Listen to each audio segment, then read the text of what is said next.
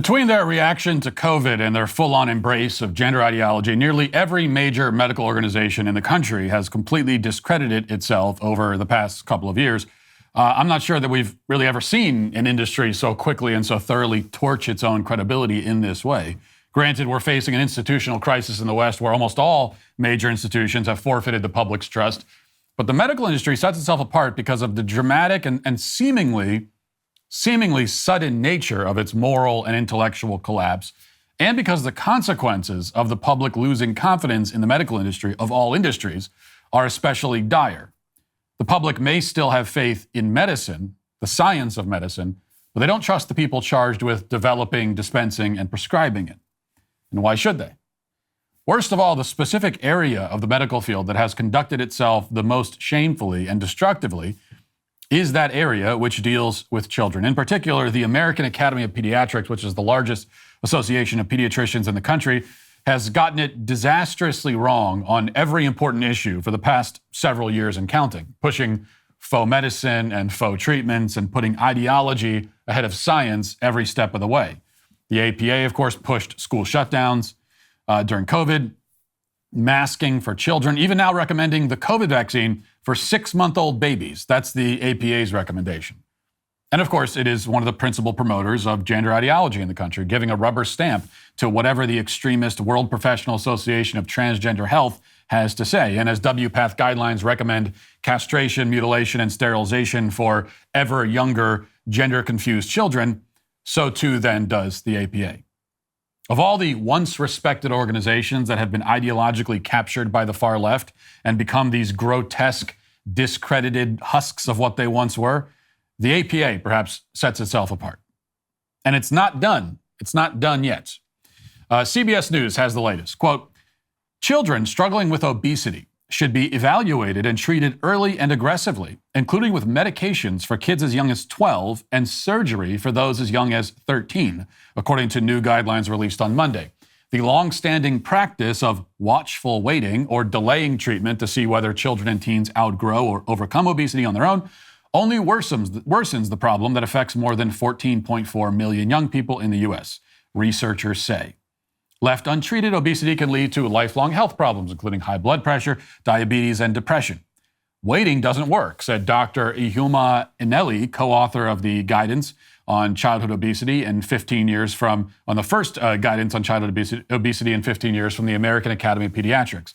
What we see is a continuation of weight gain and the likelihood that they'll have obesity in adulthood. For the first time, the group's guidance sets ages at which kids and teens should be offered medical treatments such as drugs and surgery, in addition to intensive diet, exercise, and other behavior and lifestyle interventions, said Ineli, director of the Center for Healthy Weight and Nutrition at Nationwide Children's Hospital. In general, doctors should offer adolescents 12 and older who have obesity access to appropriate drugs, and teens 13 and older with severe obesity referrals for weight loss surgery. Those situations may vary. So, as we've seen, the APA loves nothing more in this world than performing medically unnecessary and potentially dangerous elective surgeries on children who cannot consent to them or fully understand their long-term ramifications. It's like their favorite thing to do. Apparently, they aren't, able to get their fix with just gender transition surgeries, and so now they've moved over to the area of obesity. And what sort of supposedly extreme situations might warrant weight loss surgeries for minors? Well, CBS News also provides a helpful example, and let's listen. Rose Garcia says for as long as she can remember, doctors told her she was overweight. What did the doctor or others tell you to do? Just to exercise and eat better. She struggled unsuccessfully for years. Then, at age 15, she developed hypertension and became pre-diabetic. I visited my doctor and I told her that I wanted to lose weight, but I wanted help. I knew I couldn't do it by myself. With parental permission, she finally tried bariatric weight loss surgery last June, along with counseling for emotional eating. Since then, she has lost more than 90 pounds. Did you look in the mirror and think, who is that? My clothing was a big, big sign. I would put on my favorite dresses and they were too big. And it was really, really surprising to me. The new guidelines from the AAP recommend better nutrition, exercise, and face-to-face counseling. Treatment may also include weight loss drugs and surgery for adolescents who meet the criteria. But for many families, medication and surgery are not covered by insurance, if they have insurance. What do you think about these new guidelines? I think that it's definitely a step in the right direction. Step in the right direction. But we have to operate on even more kids.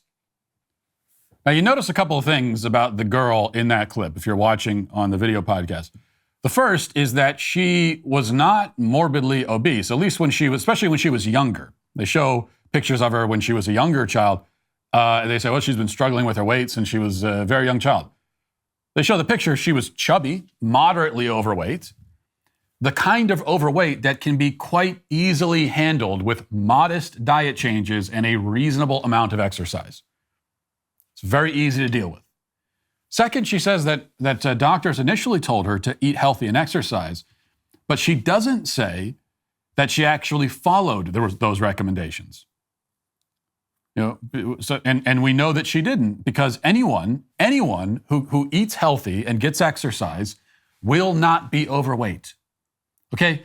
That's the case for every person on earth. And if you're listening to this and saying, I'm an exception to that, no, you're not.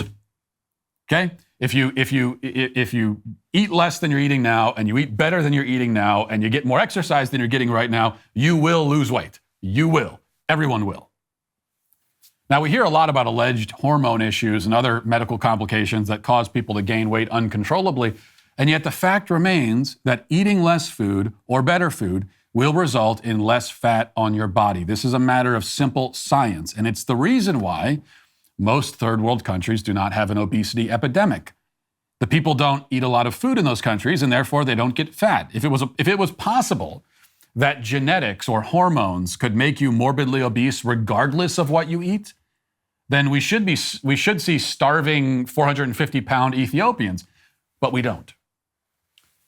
Weight gain is a simple formula.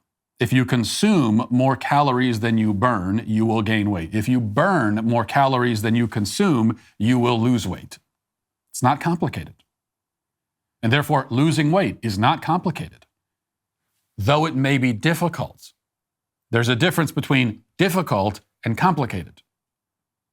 Difficult not because there's any sort of complex math equation involved, but simply because developing healthy habits requires discipline, and discipline requires effort, and effort can be hard, especially in a culture that encourages laziness. Effort is always at least going to be harder than no effort.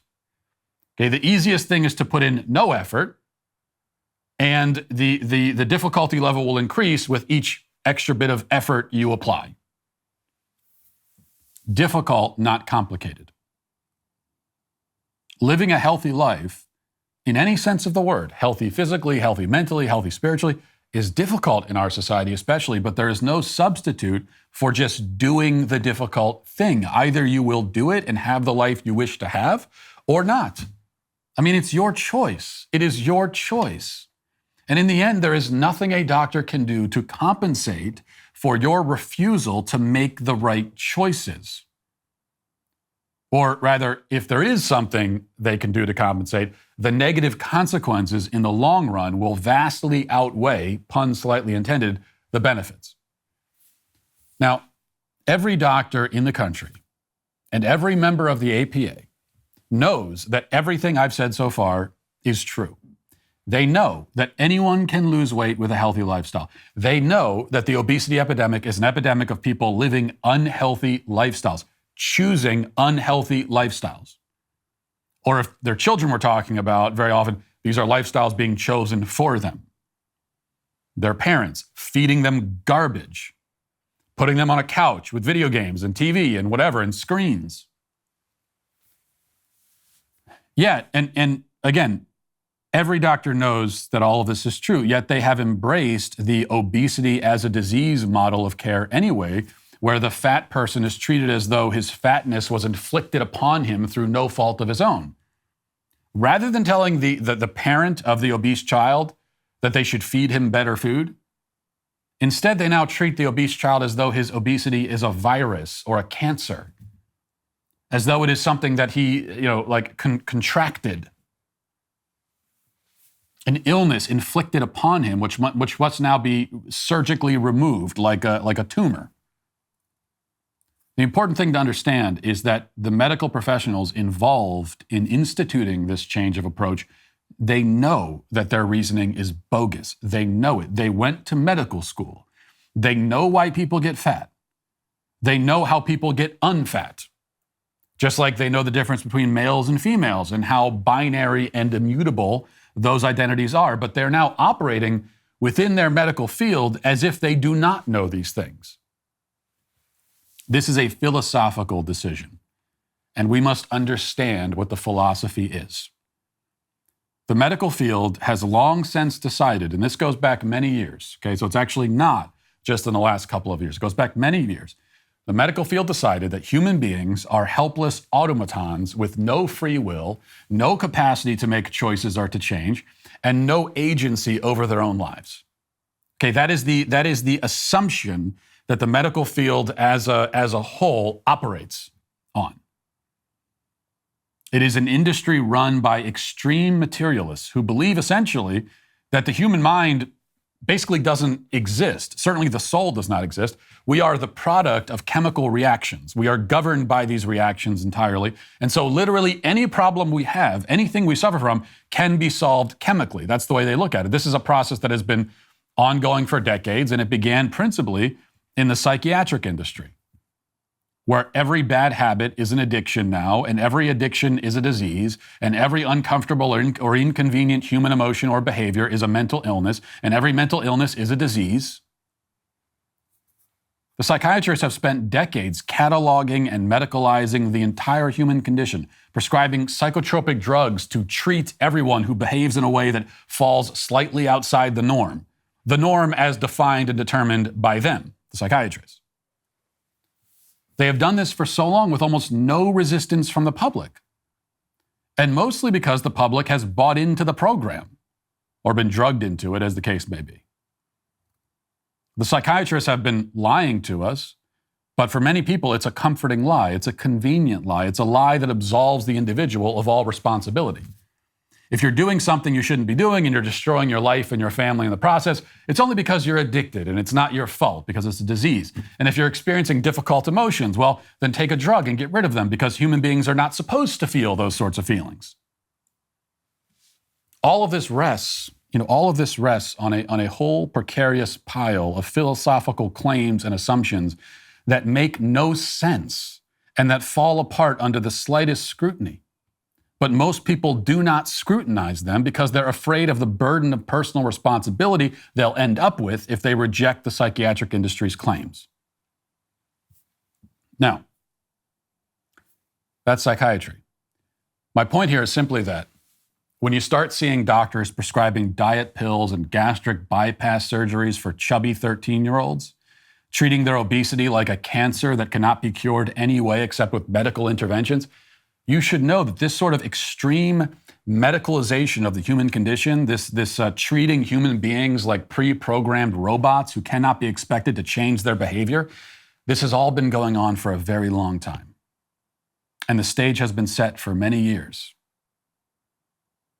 And the average American, tragically, has gone along with it up until now. There may reach a point, I think we've already reached the point, where the average American starts to object. But the question is whether it's simply too late. And that will do it for this portion of the show as we move over to the members block. Hope to see you there. If not, talk to you tomorrow. Godspeed.